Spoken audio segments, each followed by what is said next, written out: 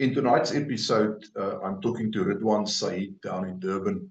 He's also one of the loan operator instructors. He's in charge of the loan operator training down in KwaZulu-Natal, but he's also a very well-respected instructor in his own right, and also coming from a bodyguarding, personal protection background.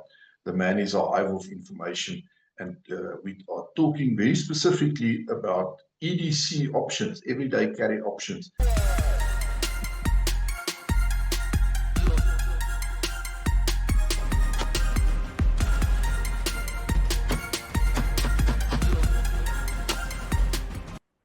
Well, good evening. It's Rian Kutsia, Fortis Proactive Defense Solutions.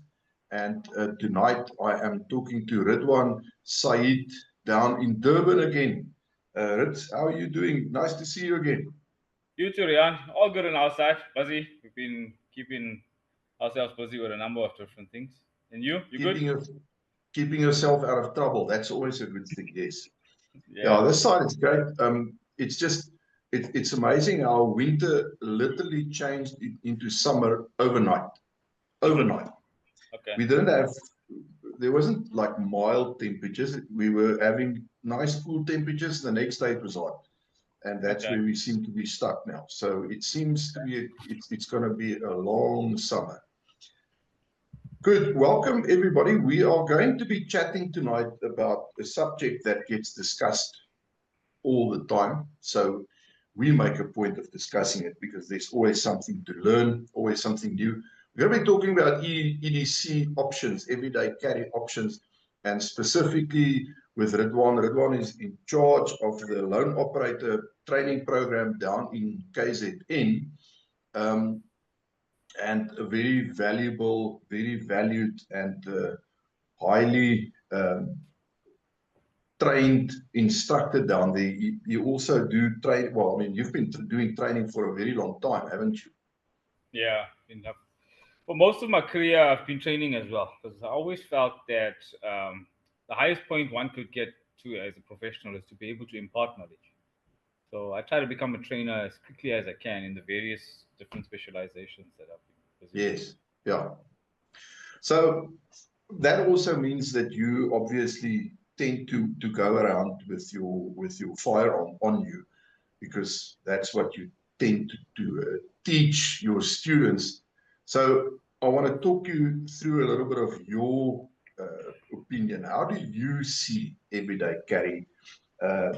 What works for you when you look at a firearm for everyday carry? Let's start with a firearm, and then we can work our way up or down, depending on how you look at it from there. Okay. So, firstly, I think it becomes a lifestyle change. It's more about dressing around the gun than including a gun into your current wardrobe, because the latter doesn't really work that well.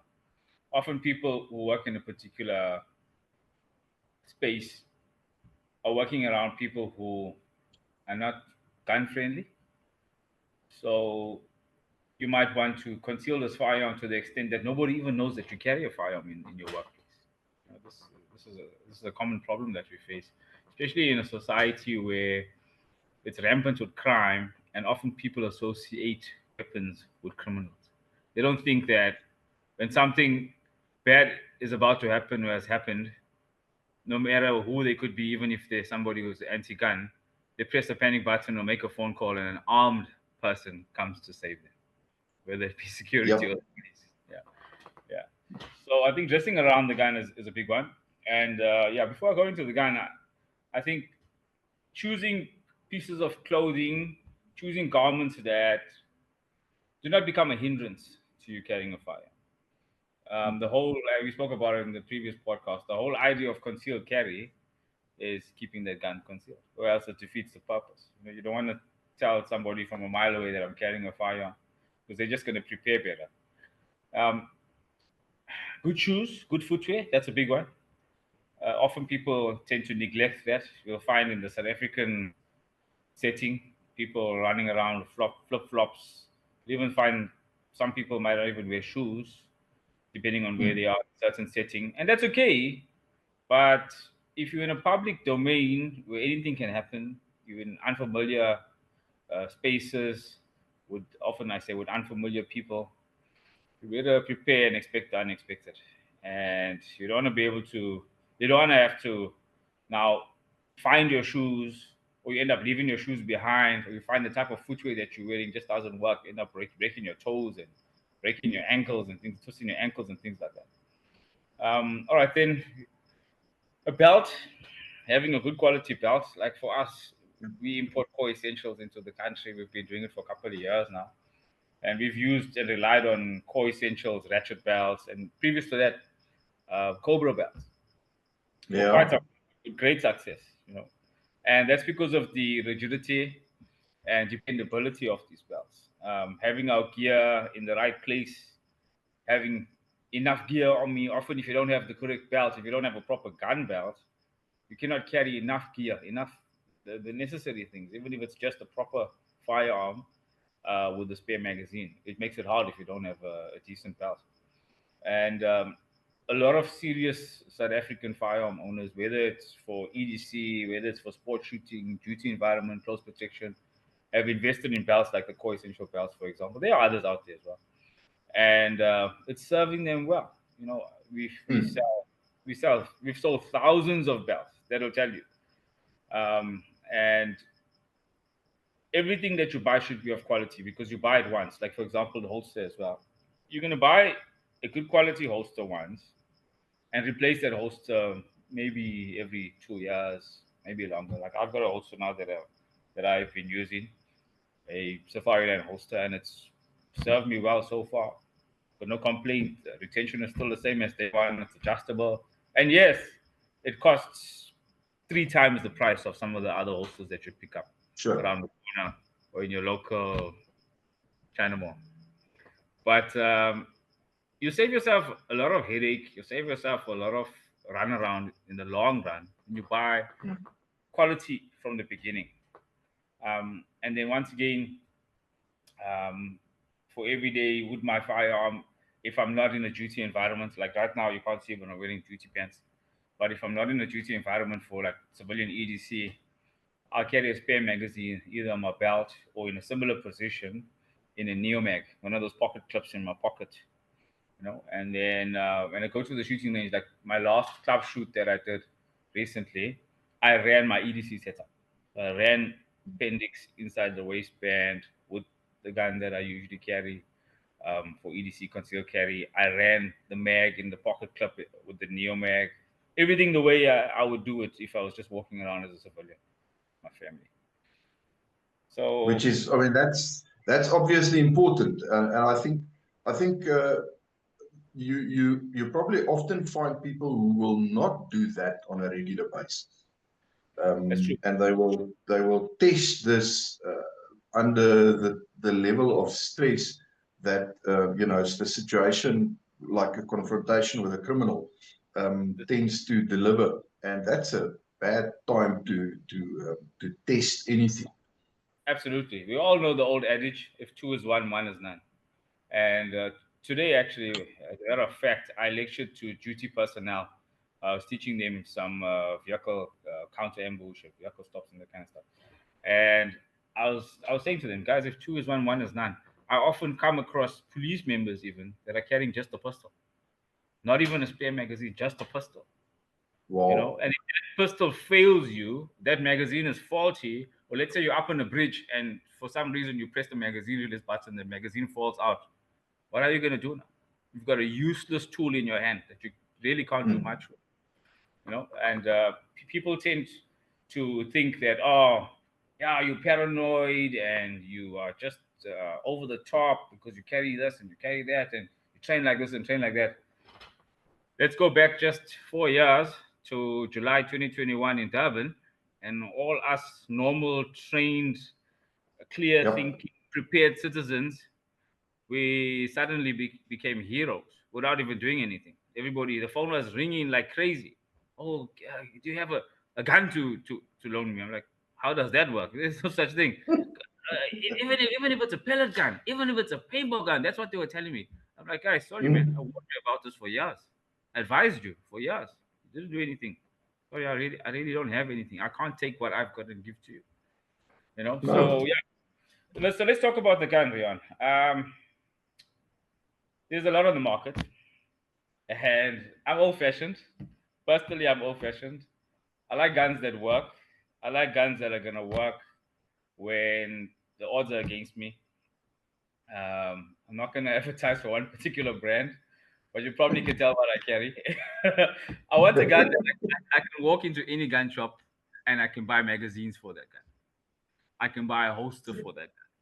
I can buy a clip for the holster for that gun, knowing that that shop will probably have a clip for that holster because it's a common gun. I can buy parts for that gun. I can possibly go into an armorer's course on that particular weapon system so I can keep that gun running. I can get parts fitted into that gun. So I walk into a gun shop and maybe I've got a firing pin that's faulty, I've got a broken spring or broken extractor, whatever the case may be. Mhm. And there's a strong chance that there are personnel, there are certified armorers at that gun shop that can swap out those parts for me. Now, how many, True. let's be honest, how many pistols will allow you that? Now, imagine if I'm sitting on a farm in the middle of the Northern Cape and there's gun shop for 2-3 hours. But I go and I do an armorer's course. I go and purchase a little pack of certain consumables and certain pieces of the gun parts, legal parts that I can legally purchase. The gun breaks. Maybe I've got a shooting range. Maybe I'm a firearm instructor like myself. Whatever the case may be, even if it's EDC, gun breaks or it requires a bit of maintenance. I can do this by myself. Now, how many manufacturers are offering you parts, tools, and training and certification? Because remember, you would void your warranty. If you're gonna go and fiddle with a gun and watch somebody overseas in a YouTube video, and now you go steal your mom's cutlery in the kitchen to fix your gun, you might have a warranty issue. So yeah, good quality gun. One that there's support for. Support is a big thing for me. Even when it comes to knives, for example. For me, and people they look at me strangely when I tell them this. I will only buy a knife. In actual fact, I've got my trainer here in my bed. I'll only buy a knife that I can purchase a trainer for. I'm funny like that. Yes. So if my particular knife that I'm planning to buy or that I carry, here's my trainer, for example. Here's my trainer. And my knife is exactly like this. Both my folder and my fixed blade are that same blade profile. So I'll only buy a knife, I'm talking pocket knife or defensive knife, that I can get a trainer for. Because now I can train with that knife. It's just like the gun. If I'm not training with it, then what's the use I'm carrying it? True. And with firearms, unfortunately, there's a lot of hype that surrounds it. And people want the next best thing. You'll find people buying new guns all the time. Often they're carrying those different guns without having trained with it. They don't even know if this gun is actually going to work for them. And I don't get it sometimes. You find you meet a guy who owns 20 pistols, and you ask him, what do you carry? And he'll tell you, no, I carry what I want to. Every day I just carry a different gun. Really? Does that really make sense? It doesn't to me. Not if you start not if you start thinking about this in a logical way and in a way that you can get the ego out of the way. Because I mean, it's one thing if you've got a garage full of Ferraris and Porsches and you drive a different one daily, that's something else entirely. But if you are going to carry that your life may actually absolutely depend on in a split second, you want something that you know how to work with. You know what you know what how it feels like in your hand, how it shoots, etc. You want to know that thing like the back of your hand. You know, it's going to be second nature. Remember, fear the man with one sword. And I've seen it time and time again. The man that has one sword, when he comes to do a shoot, often, especially when we tweak the shoot a little bit so that it doesn't work in favor of those people that have special guns with special triggers and special optics and special rigs. When we give you a scenario where you got to take a gun, reassemble it, switch a light on, get up from a chair, run, grab a bag, for example, and then use the gun. I promise you that 9 out of 10 people with all the fancy stuff fail. But the man that has one gun and has been carrying that gun and shooting that gun for 10, 15 years, he beats them every time. Because he knows exactly what's happening when he runs his gun. Exactly. Every single time. That's the way it works. So, yeah, I mean, look, I would love to have a house where you can walk down into the cellar and there's like 1,000 different guns in there. That would be. So I always look at these videos that you see of guys. It's usually in the US, where I mean, it looks like he lives on top of a gun store. He's got that many guns, and I look at it and I go, I like that. That works for me. But it's one thing having all of those guns and shooting them, because a lot of people battle to believe it, but you do derive pleasure from shooting a gun. Other people derive pleasure from playing chess, or knitting or whatever. Shooting works. But if you're going to carry that thing on a daily basis, I'm definitely all for carrying one gun all the time, and you can do it in the dark, man. You know exactly what you can expect. So I'll tell you what I've done. Because often we need a gun for deep carry, deep concealed carry. Then you need a gun for, let's say, certain type of sport shooting that requires maybe a longer gun, higher capacity, jigs, whatever the case may be. So what I've done is I've invested in a gun franchise that all three guns fit in the same holster and run on the same magazines and look the same and operate the same. So the core of that gun is the same. And I'm sure a lot of people can figure out what gun I'm talking about. And it's worked for me. It's worked for me for a long time. And even the parts are the same.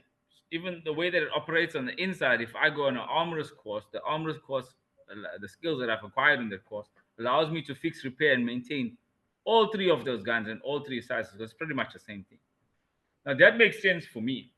And even as a family, and I often say this to people, is when you have multiple calibers and multiple different platforms in close proximity, you end up grabbing what's closest to you.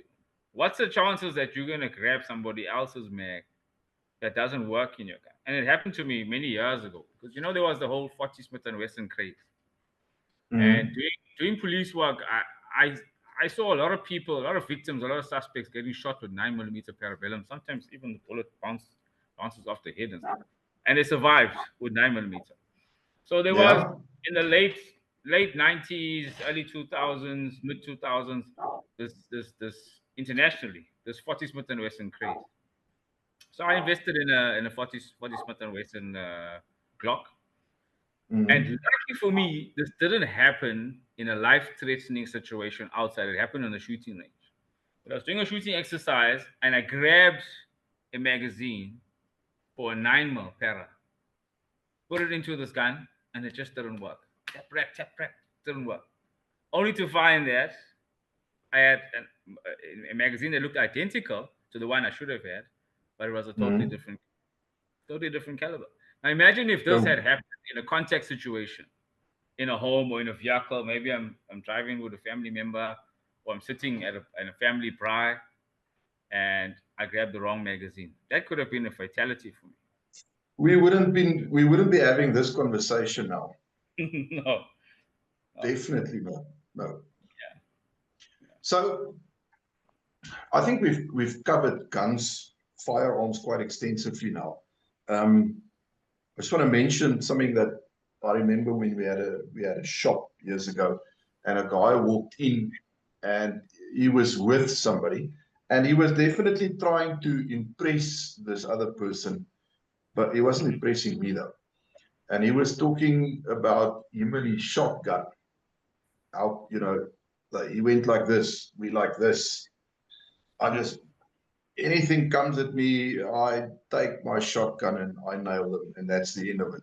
And I looked at him, and I just couldn't help myself, and I said to him, "So where's that shotgun now?"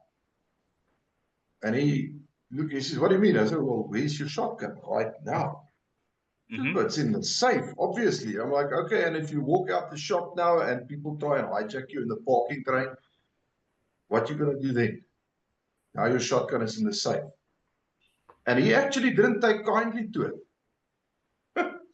But that's an ego, because he's obviously convinced himself over and over and again Yep. how it's going to play off in his mind, except that in real life, it doesn't play off the way you see it in your mind. The whole game changes.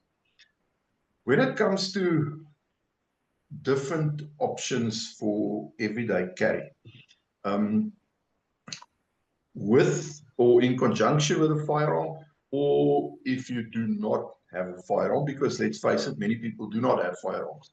Mm-hmm. What sort of options work for you and why? Okay. So this is what I teach my students, and often I teach bodyguards very often as well because I come from that specialization. Often we have to go into non-permissive environments, right? For example, you might be taking a local flight, an international flight, or you may be going into a bank or one of the government offices that don't allow firearms. So if I'm going into a non-permissive environment, I still want to have something, whether that be an edged weapon that I can leave in the car before I jump into the terminal building, get into the terminal building. I can leave a knife in the car legally, or I might want to carry something like a pocket stick, cubiton, some type of an impact tool. But generally, my advice to my students is carry that alternate tool in and around the same area that you'd usually carry your firearm. Because what happens when we get startled and we react to some type of danger, generally as a firearm owner, because you've done this so many times in training, is your hand goes to access that firearm. So why not have that other option in that same spot? Your hand's going to go there anyway. If that's what you're going to be doing, your hand's going to be going there anyway. Nobody wants to have the feeling of helplessness where you go there and now you're doing the Macarena looking for something to save yourself. It doesn't help you. It's too late. You might entertain your attacker. You might keep him at bay for a couple of seconds, but it's not going He to might be he might be in a good mood and join you. you never know. You never know. So that's what I generally do, and I advise people to do. Keep another type of a tool in and around the same area. There's also other things you can carry in non-permissive environments, and you should be carrying every day. For example, a flashlight, a good quality handheld flashlight or torch, as we call it for South Africans, which produces, let's say, 250 lumens or more. We don't need too much. It has a good sturdy design. Okay, here's one on my duty belt right now, for example. All right. Okay. Um, Produces good quality light, has a crenelated bezel that I can use as an impact tool to strike with if I really want to. It's reliable, has good runtime. It's going to help you whether you're carrying the gun or not. So often with us over the years working in close protection, when going into non-permissive environments like bars and nightclubs and things, because sometimes you don't want to say what you're there for, right? I would carry a light. I'd carry a torch or flashlight. In South Africa, it's very easy to get away with because when they ask you what's this for, all you got to say is load shedding. Very valid. Very Yeah. valid. So I would get in anywhere with a flashlight, with a proper tactical flashlight. And things like a pen, for example. Always carry a pen on you. It doesn't have to be these fancy tactical pens because you do know that at airports they constantly get updates on what to look for. So on an ongoing basis, the airport security gets briefed on what new items, for example, tactical pens and foldable, concealable self-defense tools, all of that, belt buckles that can hurt people. They know what to look for. So if you're gonna go buy this outrageous pin that looks like it comes from Star Trek or Star Wars, you might be really disappointed when they take it away from you. So I'd say just a good quality pen, you know, something that you can use as a pen, but then you can also use it as an impact tool if you need to. don't spend too much of money, because these are things that we lose. I mean, everybody loses pens all the time. Having a place for everything and keeping everything in its place is very important as well. I spoke about dressing around the gun. So if you carry your gun in the same spot, the lights in the same spot, your pen in the same spot, your cell phone, your lip balm, your I usually keep fisherman's friends in my pocket most of the time. I'm old school like that. Yeah, You know, same. it's in the same spot. It's always in the same spot. It's a no-brainer. What I also try to do off duty is wear the same type of pants all the time. So I've invested in just like two brands.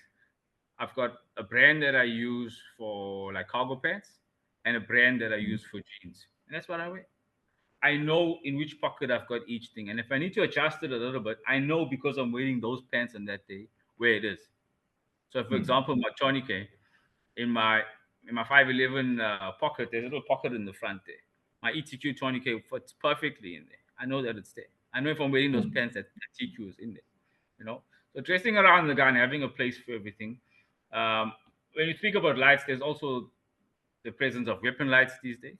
People like this thing of putting weapon lights on the gun. Unfortunately, I was working a roadblock some time ago, and I witnessed a commissioned officer take out his firearm, put on the lights, and use the firearm light to direct traffic. Oh, Yeah, so I ran away from there as quickly as I could. Yeah, okay. some very often people invest in equipment and they don't understand what they are Yes. getting themselves into. We actually ran a weapon light module for lone operator level, I think it was level 1, about a week Level ago. 1. Yeah, Yes. and it was just weapon mounted lights, and it was amazing the way people performed. You know, most of them haven't used a weapon light as yet. People buy it. Some of them have been carrying it for months and they haven't used it, but they perform quite well. So what I generally do is with my lights, whether these are weapon lights on pistol or long gun, and or whether it's handheld, is I standardize the batteries. So I only buy lights that run on CR1238. Yeah. Generally, you will buy a light that runs on drop. It must run on drop-in cells. Even if it takes rechargeable cells, it must also have the ability to run just over-the-counter drop-in cells. The reason being is most drop-in cell type lights have a step-down feature. When the battery is running low, it starts to step down output. So for me, that's a visual cue telling me that, hey, you need to go change your battery cells. With a lot of the lights that have a battery pack that's in the light, permanently in the light, you've got optimal output, and a second or two later, gone. Lights is dead. Yeah. No telltale sign. And I'm not one for these fancy lights that you get that have an indicator on the side and a beeper and a buzzer and the satellite dishes connect to it. And I like simple stuff. I like simple stuff. So that's how It's I a start. nice toy. It's a nice toy. I took one of those to the Kruger National Park some years ago, and Okay. at night against I was camping, uh, and against the fence and shining through the fence. I tell you what, it attracted a lot of attention because this thing is like a mini sun coming up. So for that, it's cool. Absolutely. Not for EDC. You know, No. there's different purposes. And then yeah, other stuff that I would carry is obviously a cell phone. Everybody carries a cell phone. Sometimes I carry two, depending on where I'm going. Um, I've made I've made investments to put in cell phone boosters in the vehicle. So often with the training and work that we do in remote areas, you know, you struggle with cell phone signal. So that helps, but obviously that's not EDC. However, it's there most of the time when traveling. And then I think it's important to carry a power bank. So apart from, and I don't want to digress here, but apart from on-person EDC carry, I also carry an EDC bag, which is always close by. It has all the important other stuff in it that I can't carry on me. For example, if I carry a spare mag on me, what's to say that I may need more? I can have more in that bag. I can have medical equipment in that bag. I can have keys, wallets, whatever I need that it doesn't weigh down on me too much. I can have all of stuff in that bag. Yeah, so keeping that phone powered is a big thing as well. So having a power bank for me is good. With us from the close protection background, often we have clients that come from overseas and in the land here they've forgotten their charger. It's a very common thing. But now if you've got a power bank with a common USB Type C, you save their life immediately. Immediately. True. They get into Yes. the vehicle, off the plane, they get into the vehicle, they're like, hey, Ridwaan, where can I get a SIM from? Oh, no problem. Oh, they go to the shop to buy a SIM and the phone is dead. I'm like, no problem, sir. Here you go. Here's a power bank. And you must see how they light up. They get so excited. It's that little thing that goes such a long way. I can't wait to phone my kids back home. Thank you, you've saved me. And Yes. that's what we're there for. Apart from that, credentials, carrying your credentials like your driver's license, your medical aid card is very important.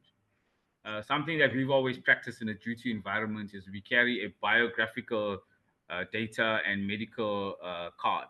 Like you make it Mm-hmm. up to be the size of a credit card, so you can go into your wallet, and it has all your crucial information there. Your medical aid number, plan that you're on, blood type, allergies, next of kin's contact details, medication that you might be on, and so forth. And if you work with like-minded people, then you should all carry the same and know where you keep it, so that you know that hey, if my buddy's in trouble, I can quickly go into his wallet, and I know that we all, as a standard practice, keep this biographical data sheet there. And then credit cards. I like the practice of carrying multiple cards. I carry a credit card Mm-hmm. and a debit card. It's a practice of mine that in every wallet I've got different wallets. Um, some wallets you can fly with, some you can't fly with because maybe I got something else in there. In every wallet I've got a credit card. I've got multi, and it costs you nothing, man. Almost nothing. Just ask the bank to send you another credit card. I know a lot of people are using this thing on the phone where they can pay with the phone. Also, once again, old school. Not really a fan of that. I also try to use my phone for as little as possible Mm-hmm. because with the apps and all these things that we are using on the phone today, the phone batteries don't last. And then medical gear, of course, I touched on it, but carrying a tourniquet, for example, having that EDC bag with a little bit of other stuff in there, gloves, mouthpiece is important. People forget about that. Are you going to perform mouth to mouth on a stranger without using some type of protection? Yep. Chest seals, a little bit of wound packing, a little bit of tape, a pin that you might need to use, and then something that I try to carry or keep in the vehicle most of the time. In the vehicle, I also carry, I mean, that's a whole different topic, right? That's a whole different podcast. In the vehicle, I carry a lot of stuff as well. Often Yes. um, saving other people when they are stuck somewhere. Their battery is low or their tire is flat or whatever. I end up saving it. But what I often keep is a little notebook because you might not be quick enough to take something down on your phone. Yeah, you can snap a quick picture or something, but sometimes you got to write down an Yes. address or a description or so. So we carry this little, and this is a practice from the close protection field that we carry a little Mm-hmm. pocket. I mean, in a duty environment, if you're in the police or security, you should be carrying a pocket book, a proper pocket book like that. Um, Mm-hmm. but as a civilian, you can carry a little pocketbook, just put it in your pocket. This might be something, and it just can stay there, whether you use it or don't use it, or even if it's in your EDC bag. The other thing that I like carrying, but most of the time not on me, most of the time in an EDC bag, is some type of a multi tool. You'd be amazed, and I'm sure you know about this. You've experienced this. Mm-hmm. You'd be amazed how many times a multi tool can save you, even if it is as simple as one of those Swiss Army knives. There's so much Always handy. that you could get done. Yeah, absolutely. So That's we shouldn't complicate it. There's there's other odd things like I will carry a handkerchief in my pocket. I mean mm-hmm. that saved the day before. I've had people who got cut um, Mm-hmm. in situations where quickly you could take that handkerchief. Maybe your med kit was just a couple of steps away. You could quickly add pressure with a handkerchief, for example, on a finger that's cut, things like that. So yeah, all in all, I'd say don't carry too much because you'll find yourself not wanting to carry these things. It can Yeah. become a bit cumbersome, and also when one has too many options, it becomes difficult to navigate through those different options and grab the correct tool for the job at the time. And that's sometimes a Yeah, rabbit I think hole for a lot of people. it's it's easy to get carried away, and you also learn with time, but you also learn with practice. So I think we've covered an extensive array now. We've covered your uh, tools, specifically like firearms. We've covered cutting tools. We've covered impact tools. We've covered identification. We've covered medical information, etc. And the last thing I want to just touch on, because all of these things to me starts right here between your ears. It's a mindset thing. A lot of people will listen to us having this discussion, and they might even be a little horrified, like, "What is going on with you guys? What are you thinking? Are you Yeah. preppers? What is wrong with you?" A lot of people Paranoid. think like that, even though we live in a country with the levels of crime and Yep. violent crime Yep. that we do find ourselves in. A lot of people still, shockingly to me, think like that. But it all starts with a choice that you make for whatever reason. Maybe something bad happened to you, maybe not. How do you see that mindset playing out in all of this? Yeah, you actually summed it up quite well. That people can have everything, and then if they lack the mindset, these are just useless pieces of equipment in the wrong hands that actually could get used against you. Like today, Yeah, I was showing a fellow colleague. Well, I asked him a question. If you pull out this knife and you deploy this knife, what's the chances that the knife would fall out of your hand and then get used against you? Have you yeah, ever thought about changing your stance, the way that you position yourself, how you access this knife, and how you grip that knife when you are opening that knife? And he was like, "Oh wow, light bulb moment," you know. So, and then what? Just after a conversation, one of the other colleagues he asked me, he's like, "When did you start doing all this stuff? Did you always?" I'm like, "I was born into this stuff." I was born.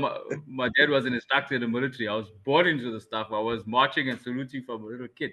And that's just it becomes a lifestyle for you. You see mm, opportunity for criminals in everything in every day, and then you also see opportunity for you to be able to protect yourself and make yourself a harder yeah, target. You know? And yeah, people can say that it borders on paranoia, but let's be real, man. Every family has been a victim of a serious or violent crime in South Africa. I can guarantee you of that. There is no yeah, family that can tell you that we haven't had a single family member of ours that ever was attacked or had the threat of violence against them. Impossible. So if those are the statistics and the probabilities, then why aren't we arming ourselves, training ourselves, equipping ourselves, and most importantly, for your question, why aren't we changing the mindset? How is it possible that people can still walk around oblivious to what's happening around them and not adjust and tweak that mindset and go? And you don't even have to go and seek special training. You can just go and read mm, articles and you can watch YouTube and like podcasts like this. And then you realize, oh, damn, okay, this is what I need to do. It's a simple thing like putting a gate on your driveway, yeah, exactly. you know? Yes. I mean, to me, okay, your mind, to me, your brain is your strongest tool in any such situation. But I've maintained this for decades.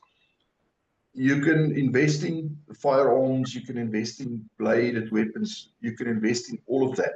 Okay, if and this to me flows directly from that mindset that we were talking about, where you're not paranoid. It's a mindset of preparedness, which is a 180 degrees different from paranoia. Yeah. And that is, you can carry a Gatling gun strapped to your back, but if you are not situationally aware of what's going on in your immediate surrounds, odds are that Gatling gun is not going to help you at all. So true.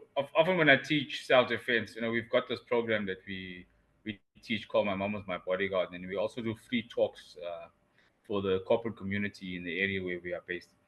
Um, I speak to them about hard skills, these ladies, about hard skills and soft skills. And I say to them, yeah, it might take you quite a bit of time to go and learn hard skills, learning how to use weapons, how to defend yourself, and that kind of thing. But do you know that you're all born with soft skills? In actual fact, women's intuition is something that all of you have, and then you see them all smile. And the fact is that us as men, we often, and we have intuition as well as men, but often we don't want to listen to it. We are too arrogant or too proud to listen to that gut Ego, feeling. You know that we ego. downplay 100%. We downplay that feeling, that gut feeling, but women have a tendency to listen to that gut feeling, and that Mm. intuition tells them, hey, something's not right here. So I'd say soft skills as well. It's not only about hard skills and carrying weapons and that kind of thing. The thing like when I walk through the door, I close that door behind me. I lock that door behind Mm. me. If I'm feeling uncomfortable, I let the dog into the home first, into the property first as we come home from a long trip. Why should I go? Let the dog go do his thing. That kind of Yes. thing. Little things, little things. Keep your little one behind you as you enter an unknown place. I rather deal with the unknown, and then Mm. after that, once I feel that it's safe, I can bring them into that space. So these are things that people really need to do to change their mindset and change their preparedness, like you say, change their everyday practices. Because sometimes it's a little thing that can save the day. It doesn't mean you got to be a samurai with a samurai sword. Exactly. I mean, a stupid thing that I'm thinking about this now.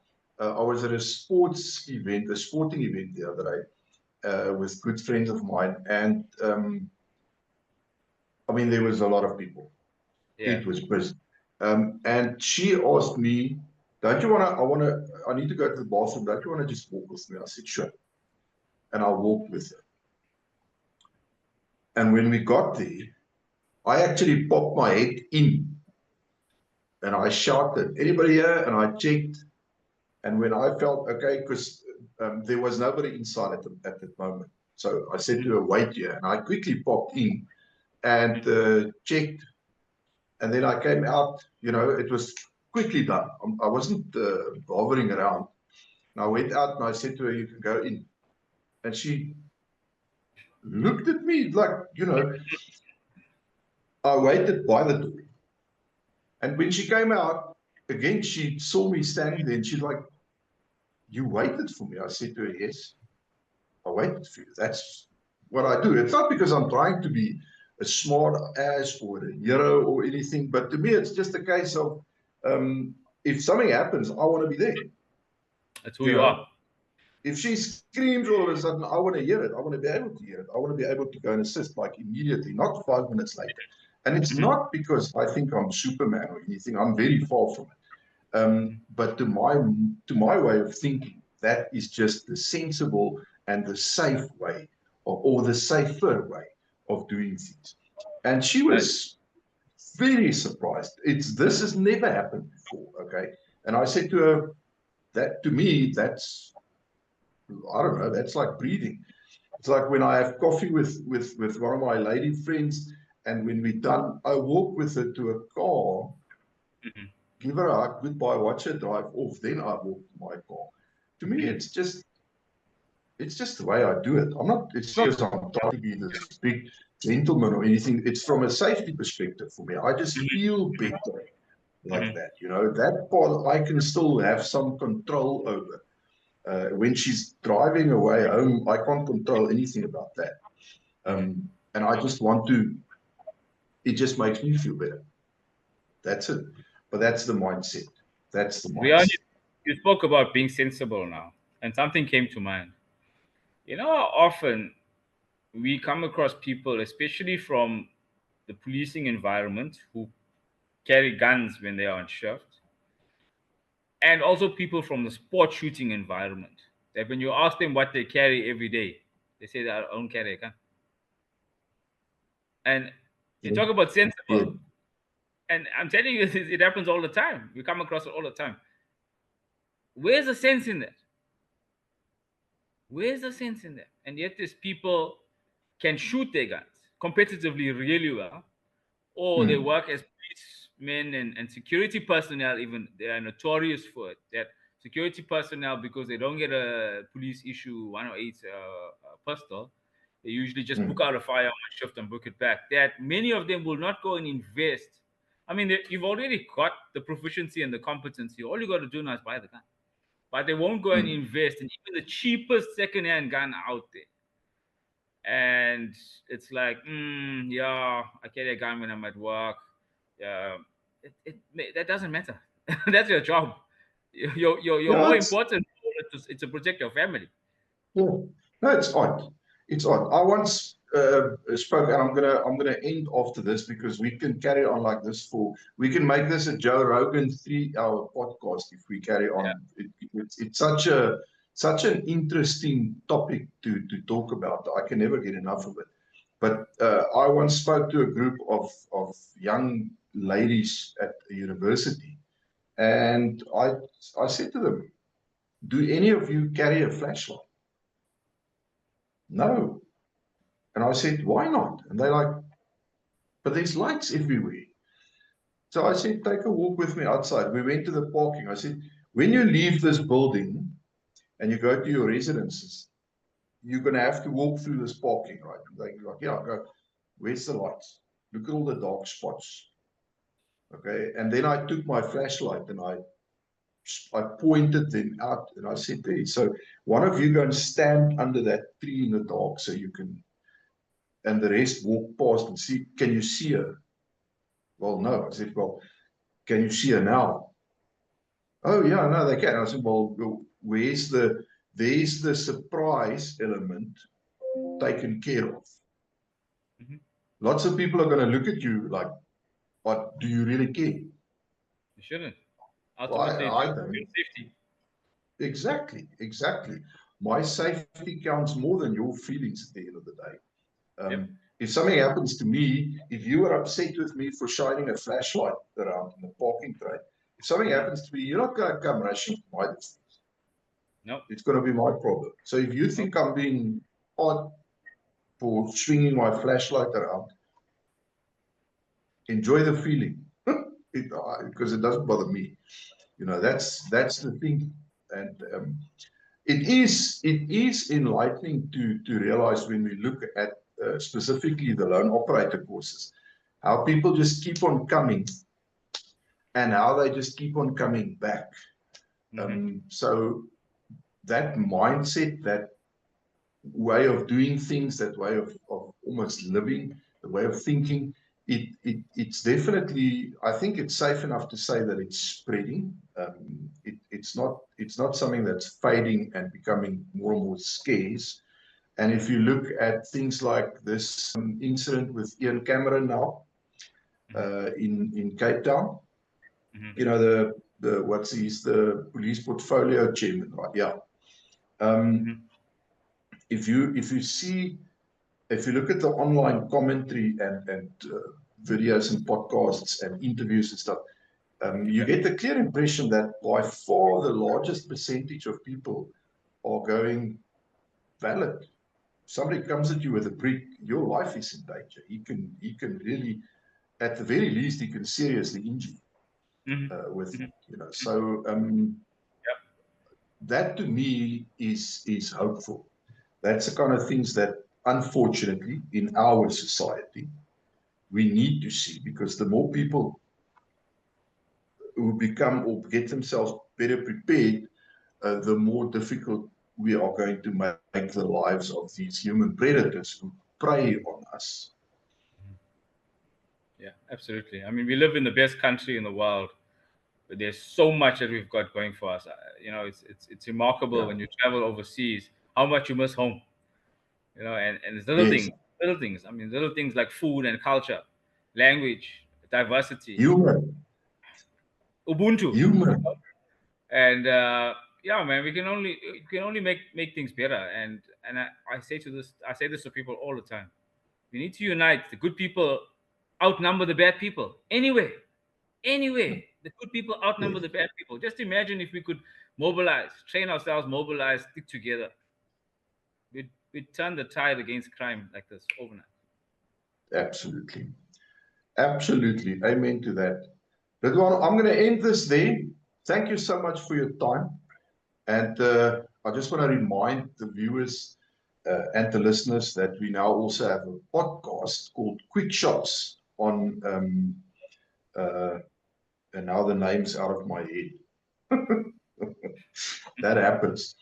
I'll put the link in the description below. In any case, go check it out. It's called Quick Shots on Spotify. There we go. That's a Spotify. Yeah, it's just come back to me. I'm very hyped about that. So this video will also go on Spotify, and you can then either watch it as a video or listen to it in the form of a genuine podcast. So you can listen to it on your car's radio when you travel. Yeah.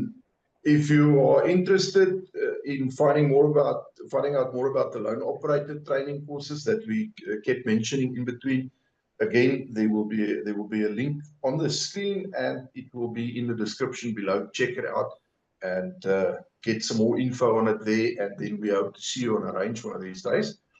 And you know the story by now. Like the video, subscribe to the channel, and smash that bell icon so that you get notifications of all the future videos from here. Ridwaan, thank you so much for spending some time with me. It's always good to chat to you. You are like a literal hive of interesting information when it comes to anything defensive related. I really appreciate it. Have a good evening further. We'll talk again. You too. Always an honor. Take care, Ridwaan. Stay safe. Bye-bye.